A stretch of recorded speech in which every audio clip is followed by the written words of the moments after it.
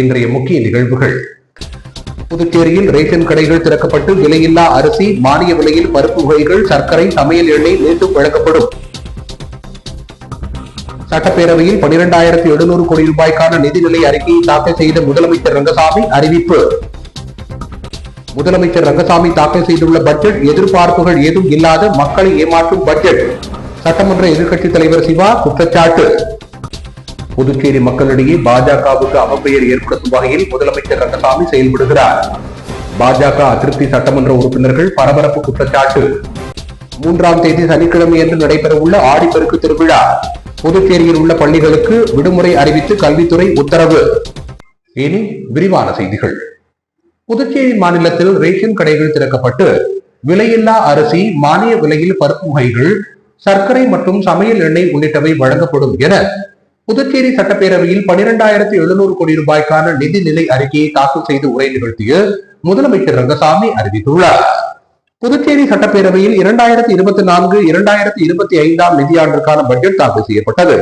நிதித்துறைக்கு பொறுப்பு வைக்கும் முதலமைச்சர் ரங்கசாமி 12,700 கோடி ரூபாய்க்கான நிதிநிலை அறிக்கையை சட்டப்பேரவையில் தாக்கல் செய்தார். பட்ஜெட்டை தாக்கல் செய்த பின்னர் முதலமைச்சர் ரங்கசாமி ஆற்றிய உரையில் மாணவர்களுக்கு காலணி மற்றும் புத்தகப்பை வழங்கப்படும். மீன்பிடி தடைக்கால நிவாரணத் தொகை 6,500 ரூபாயிலிருந்து 8,000 ரூபாயாக உயர்த்தப்படும் என்றும், மழைக்கால நிவாரணத் தொகை 3,000 ரூபாயிலிருந்து 6,000 ரூபாயாக உயர்த்தப்படும் என்றும், இந்த ஆண்டு முதல் ரேஷன் கடைகள் திறக்கப்பட்டு விலையில்லா அரிசி, மானிய விலையில் பருப்பு வகைகள், சர்க்கரை, சமையல் எண்ணெய் ஆகியவை மீண்டும் வழங்கப்படும் என்றும் குறிப்பிட்டார்.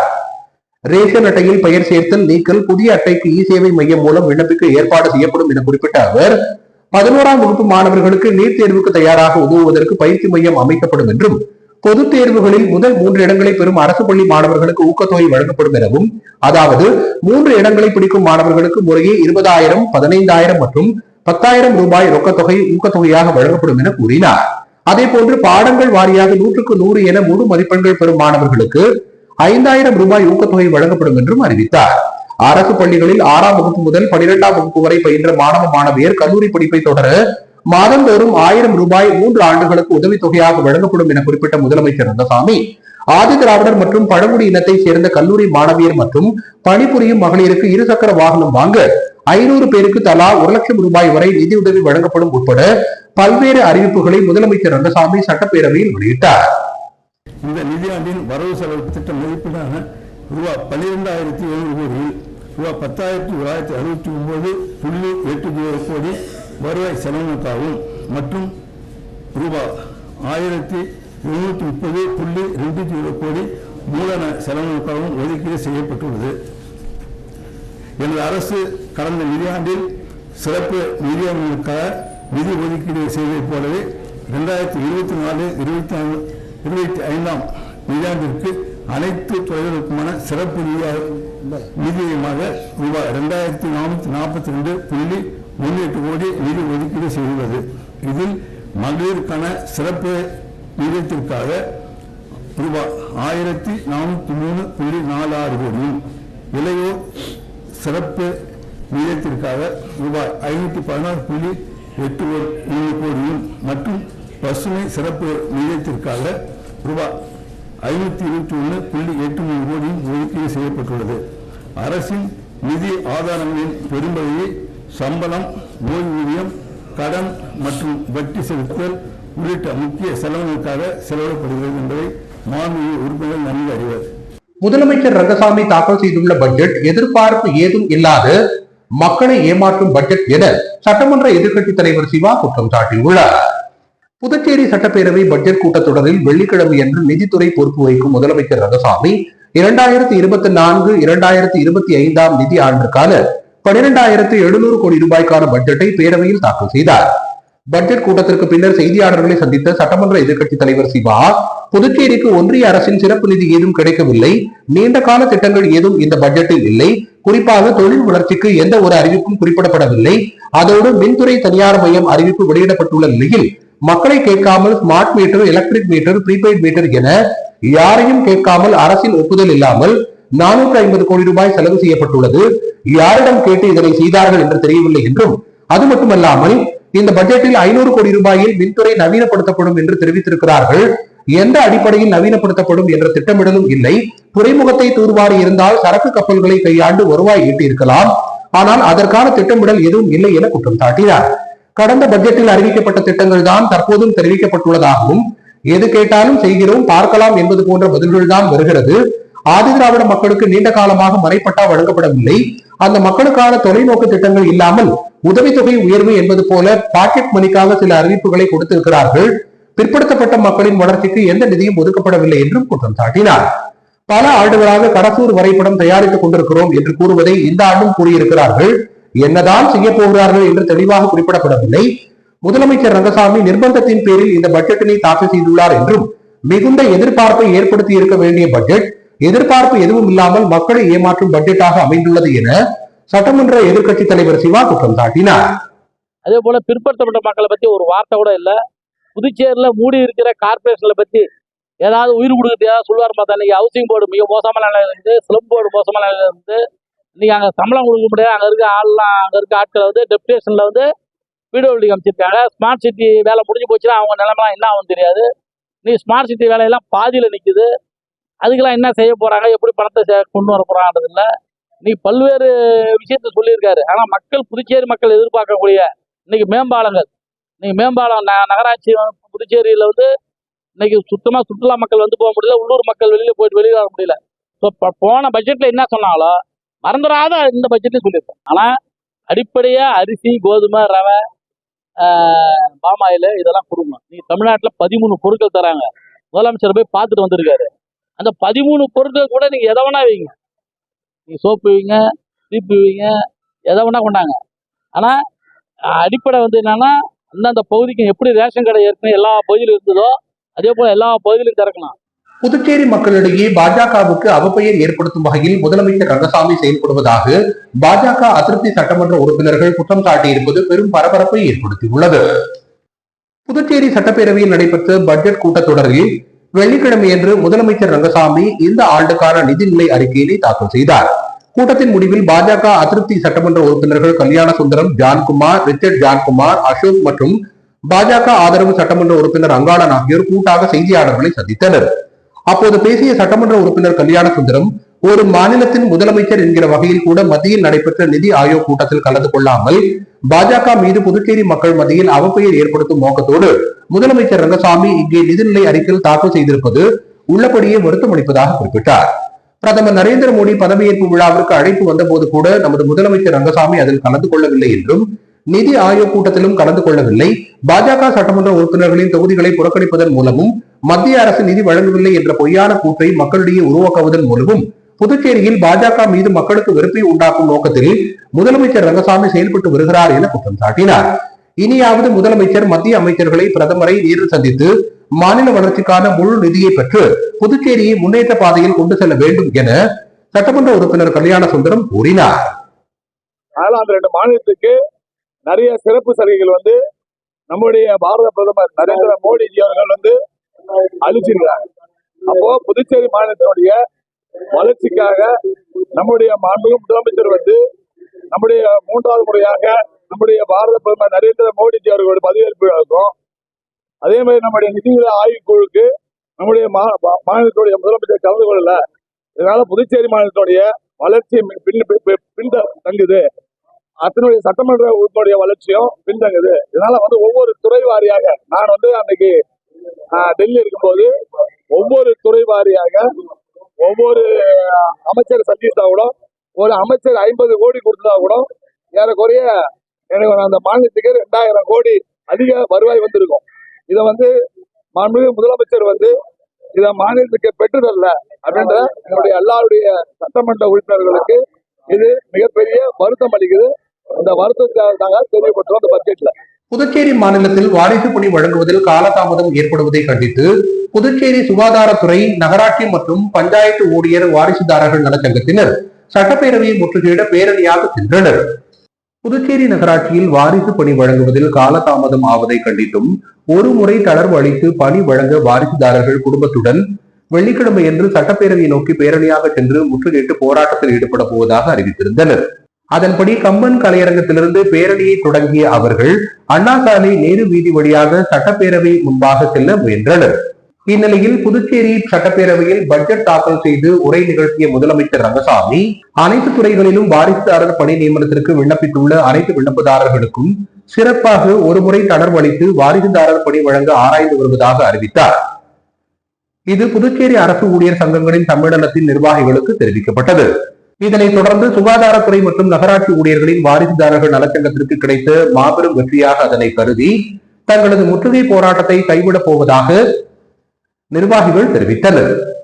இந்த பேரணியில் நகராட்சி நலச்சங்க தலைவர் சத்யன் தலைமை தாங்க செயலாளர் பிரபு, ஒருங்கிணைப்பாளர் டேவிட் மற்றும் ராதாகிருஷ்ணன், செய்தி தொடர்பாளர் கலைமாமணி, டாக்டர் நமச்சிவாயம், ஆலோசகர்கள் கனியபெருமாள், ஆனந்த கணபதி, வேளாங்கண்ணிதாசன் உள்ளிட்ட பலர் கலந்து கொண்டனர்.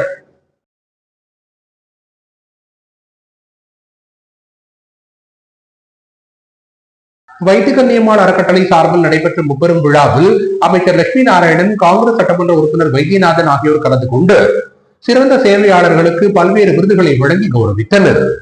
வைத்தியகன்னியம்மாள் அறக்கட்டளை சார்பில் அன்னை பிறந்த நாள் விழா, அறம் செய்வோம் நூல் வெளியீட்டு விழா, விருது வழங்கும் விழா நடைபெற்றது. வேல் சொக்கநாதன் திருமண நிலையத்தில் நடைபெற்ற விழாவில் SRM துணை பேராசிரியர் வைத்திய கிருஷ்ணமூர்த்தி வரவேற்புரையாற்றினார். சிறப்பு விருந்தினர்களாக பொதுப்பணித்துறை அமைச்சர் லட்சுமி நாராயணன், காங்கிரஸ் சட்டமன்ற உறுப்பினர் வைத்தியநாதன் ஆகியோர் கலந்து கொண்டு விருதுகளை வழங்கி கௌரவித்தனர். இதில் இசைக்கலைவாணன் விருது வழங்கி கௌரவிக்கப்பட்டார். அதனைத் தொடர்ந்து ஆண்டவரின் அருட்செல்வர் விருது ஸ்ரீ காலதீஸ்வரர் ஸ்ரீ வரதராஜ பெருமாள் தேவஸ்தான அறங்காவலர் குழு முன்னாள் தலைவர் இரா பாஸ்கரன், அறங்காவலர் குழு முன்னாள் பொருளாளர் கந்தசாமி ஆகியோருக்கு வழங்கப்பட்டது. மேலும் அன்னதானம் வள்ளல் விருது, சேவை சிகரம் விருது, செம்பணி சிகரம் விருது உள்ளிட்ட பல்வேறு விருதுகள் விழாவில் வழங்கப்பட்டன. இதில் ஏராளமானோர் கலந்து கொண்டு சிறப்பித்தனர். விழாவிற்கான ஏற்பாடுகளை வைத்தி கஸ்தூரி சிறப்பாக செய்திருந்தார்.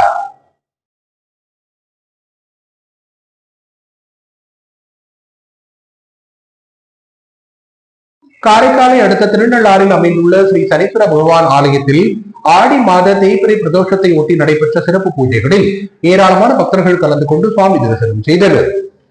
காரைக்காலை அடுத்த திருநள்ளாறில் அமைந்துள்ள உலக பிரசித்தி பெற்ற அருள்மிகு தர்பாரணேஸ்வரர் தேவஸ்தானம் ஸ்ரீ சனீஸ்வர பகவான் ஆலயத்தில் ஆடி மாத தேய்பிறை பிரதோஷத்தை முன்னிட்டு ஸ்ரீ நந்தி பகவானுக்கு சிறப்பு அபிஷேக ஆராதனைகள் நடைபெற்றது. அதனைத் தொடர்ந்து ஸ்ரீ நந்தி பகவானுக்கு சிறப்பு அலங்காரம் செய்யப்பட்டு மகா தீபாராதனை காண்பிக்கப்பட்டது. முன்னதாக மஞ்சள், பால், தயிர், விபூதி, சந்தனம் மற்றும் பஞ்சாமிர்தம் உள்ளிட்ட பல்வேறு விசேஷ திரவியங்களால் அபிஷேகங்கள் நந்தி பகவானுக்கு நடத்தப்பட்டது. ஆடி மாத தேய்பிறை பிரதோஷ பூஜையில் ஏராளமான பக்தர்கள் கலந்து கொண்டு நந்தி பகவானை வழிபட்டனர். ஆடிப்பெருக்கு திருவிழாவை முன்னிட்டு புதுச்சேரி மாநிலத்தில் உள்ள அரசு பள்ளிகளுக்கு ஆகஸ்ட் மாதம் 3ஆம் தேதி சனிக்கிழமை விடுமுறையை அறிவித்து கல்வித்துறை உத்தரவு பிறப்பித்துள்ளது. கோடை வெயில் காரணமாக கோடை விடுமுறை 12 நாட்களுக்கு புதுச்சேரி மாநிலத்தில் நீட்டிக்கப்பட்டது. இதற்கு ஈடாக சனிக்கிழமைகளில் பள்ளிகள் இயங்கும் என கல்வித்துறை ஏற்கனவே அறிவித்திருந்தது. இந்நிலையில் 3ஆம் தேதி ஆடிப்பெருக்கு திருவிழா நடைபெற உள்ளதை ஒட்டி புதுச்சேரி, காரைக்கால், மாஹே, ஏனாம் ஆகிய அனைத்து பிராந்தியங்களிலும் பள்ளிகளுக்கு சனிக்கிழமையன்று விடுமுறை விடப்படுவதாக கல்வித்துறை அறிவித்துள்ளது. மதகடிப்பட்டு கலித்தீர்த்தாள் குப்பம் கிராமத்தில் தீ விபத்தால் பாதிக்கப்பட்ட குடும்பத்தினருக்கு தனது சொந்த செலவில் தொகுதியின் சட்டமன்ற உறுப்பினர் அங்காளன் நிவாரண உதவிகளை வழங்கினார். திருபுவனை சட்டமன்ற தொகுதிக்குட்பட்ட மதகடிப்பட்டு அடுத்த கலித்தீர்த்தாள் குப்பம் திருக்கனூர் சாலையில் வசித்து வருபவர் வெற்றிவேல் மனைவி கம்சலா. கணவனை இழந்த இவர் தற்போது கூலி வேலை செய்து வருகிறார். இந்நிலையில் ஆகஸ்ட் மாதம் 1ஆம் தேதி வியாழக்கிழமை என்று அவர் வேலைக்கு சென்றிருந்த நிலையில் காலை இவரது கூரை வீடு தீப்பற்றி எரிந்தது. இதில் வீட்டினுள் இருந்த துணிமணிகள், air cooler, AC, grinder, mixie, மளிகை பொருட்கள், பாத்திரங்கள், உடைமைகள், ரொக்கப்பணம் 10,000 ரூபாய் உட்பட சுமார் 2 லட்சம் ரூபாய் மதிப்பிலான பொருட்கள் எரிந்து நாசமானது. தீ விபத்து குறித்து தகவல் அறிந்த திருபுவனை தொகுதியின் சட்டமன்ற உறுப்பினர் அங்காளன் நேரில் சென்று பாதிக்கப்பட்ட குடும்பத்திற்கு ஆறுதல் கூறி தனது சொந்த செலவில் நிவாரண உதவி வழங்கினார். மேலும் புதுச்சேரி அரசின் வருவாய்த்துறையின் மூலம் நிவாரண உதவிகள் வழங்கிட நடவடிக்கை எடுப்பதாக சட்டமன்ற உறுப்பினர் அங்காளன் பாதிக்கப்பட்ட குடும்பத்தினரிடம் உறுதியளித்தார். ஊசுடு சட்டமன்ற தொகுதிக்குட்பட்ட பிள்ளையார்குப்பம் கிராமத்தில் நிலவி வரும் குடிநீர் பற்றாக்குறையை போக்கும் விதமாக புதிதாக அமைக்கப்பட்டுள்ள ஆழ்துளை குழாயினை மக்கள் பயன்பாட்டிற்காக தொகுதியின் சட்டமன்ற உறுப்பினரும் அமைச்சருமான சாய் ஜே சரவணகுமார் அர்ப்பணித்தார். ஊசுடு சட்டமன்ற தொகுதிக்குட்பட்ட பிள்ளையார்குப்பம் கிராமத்தில் தற்போது நிலவி வரும் குடிநீர் பற்றாக்குறையை போக்க சங்கராபரணி ஆற்றின் அருகில் பொதுப்பணித்துறை மூலம் ஆழ்துளை கிணற்றுக்கு சுமார் 15,50,000 ரூபாய் திட்ட மதிப்பீட்டில் மின் மோட்டார் அமைத்தல் மற்றும் அதனை சார்ந்த குடிநீர் உந்து குழாய் அமைப்பதற்கான பணிகள் மேற்கொள்ளப்பட்டன. இந்த குடிநீர் திட்டத்தின் மூலம் பிள்ளையார்குப்பம் கிராமத்தில் உள்ள சுமார் 5,000 நபர்கள் பயன்பெற உள்ளனர். இந்த குடிநீர் திட்டத்திற்கான அனைத்து பணிகளும் முடிக்கப்பட்டு பொதுமக்களின் பயன்பாட்டிற்கு அர்ப்பணிக்கும் நிகழ்ச்சி ஊசுடு தொகுதியின் சட்டமன்ற உறுப்பினரும் குடிமைப் பொருள் வழங்கல் துறை அமைச்சருமான சாய் ஜே சரவணகுமார் தலைமையில் நடைபெற்றது. மேலும் இவ்விழாவில் பொதுப்பணித்துறை தலைமை பொறியாளர் தீனதயாளன், கண்காணிப்பு பொறியாளர் வீரசெல்வம், பொது சுகாதார கோட்ட செயற்பொறியாளர் உமாபதி, கிராம குடிநீர் திட்ட உதவி பொறியாளர் வீணாராணி, இளநிலை பொறியாளர் சுதர்சனம், வில்லியனூர் கொம்யூன் பஞ்சாயத்து ஆணையர் ரமேஷ், உதவி பொறியாளர் திருநாவுக்கரசு, இளநிலை பொறியாளர் கருத்தாயன், பாஜக நிர்வாகிகள், முக்கிய பிரமுகர்கள், கூட்டணி கட்சியினர் மற்றும் ஊர் பொதுமக்கள் உட்பட பலர் கலந்து கொண்டு சிறப்பித்தனர். பாஜக அதிருப்தி சட்டமன்ற உறுப்பினர்கள் கூறுவதெல்லாம் பாஜகவின் கருத்தாக இருந்தால் இந்த அரசுக்கு ஆதரவு அளிக்கும் நிலையிலிருந்து பாஜக வெளியே வந்து விடலாம் என அதிமுக மாநில செயலாளர் அன்பழகன் தெரிவித்துள்ளார். அதிமுக மாநில செயலாளர் அன்பழகன் செய்தியாளர்களை சந்தித்தார். அப்போது அவர் அதிமுகவினர் வைத்த பல்வேறு கோரிக்கைகளை ஏற்று புதுச்சேரி முதலமைச்சர் ரங்கசாமி இந்த பட்ஜெட்டில் அறிவித்துள்ளார் என்றும் அதற்கு அவருக்கு பாராட்டுதல்களை தெரிவித்துக் கொள்வதாகவும், இருந்தாலும் இந்த பட்ஜெட் ஒரு தொலைநோக்கு சிந்தனை இல்லாத பட்ஜெட் என குற்றம் சாட்டினார். மேலும் கடந்த முறையும் அறிவித்த திட்டங்களை இந்த ஆளும் பாஜக அரசு செயல்படுத்தாமல் உள்ளதாகவும், இதனை கண்டித்து எதிர்க்கட்சியினர் வெளிநடப்பு செய்திருக்க வேண்டும், ஆனால் செய்யவில்லை. எனவே புதுச்சேரியில் எதிர்க்கட்சிகள் இல்லாத நிலை உள்ளதாக குறிப்பிட்டார். மேலும் பாஜக அதிருப்தி சட்டமன்ற உறுப்பினர்கள் கூறுவதெல்லாம் பாஜக கருத்தாக இருந்தால் அந்த அரசுக்கு ஆதரவு அளிக்கும் நிலையிலிருந்து பாஜக வெளியே வந்துவிடலாம் என்றும், வெளியே வந்துவிட்டு இது போன்ற கருத்துக்களை கூறினால் ஏற்புடையதாக இருக்கும் என்றும் குறிப்பிட்டார். இல்லை என்றால் முதலமைச்சர் ரங்கசாமி கோபமடைந்து அவர்களை கூட்டணியிலிருந்து வெளியேற்றலாம், ஆனால் இவை இரண்டும் நடக்காது என அதிமுக மாநில செயலாளர் அன்பழகன் தெரிவித்தார்.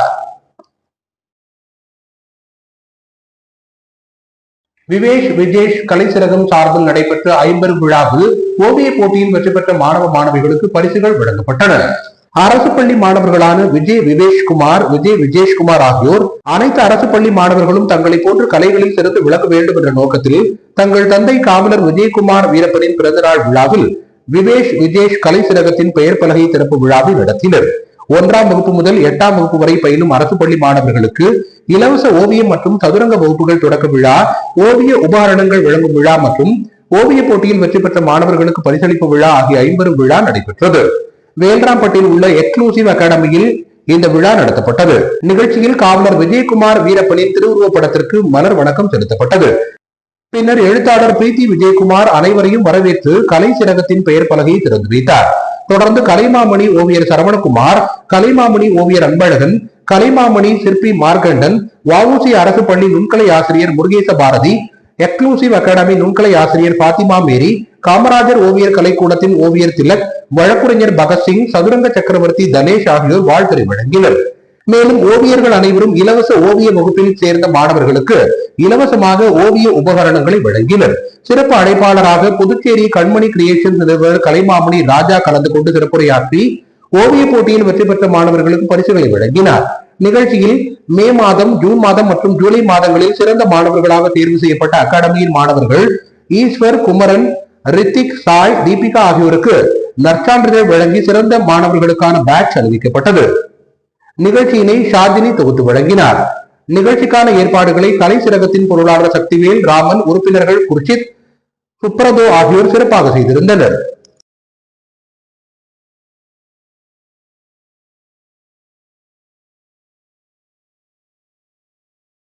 புதுச்சேரி ஸ்ரீ வாசவி கன்னிகா பரமேஸ்வரி அம்மன் ஆலயத்தில் ஆடி மாத வெள்ளிக்கிழமையை ஒட்டி நடைபெற்ற அஸ்வ பூஜையில் ஏராளமான பெண்கள் உள்ளிட்ட பக்தர்கள் கலந்து கொண்டு அம்மனை வழிபட்டனர்.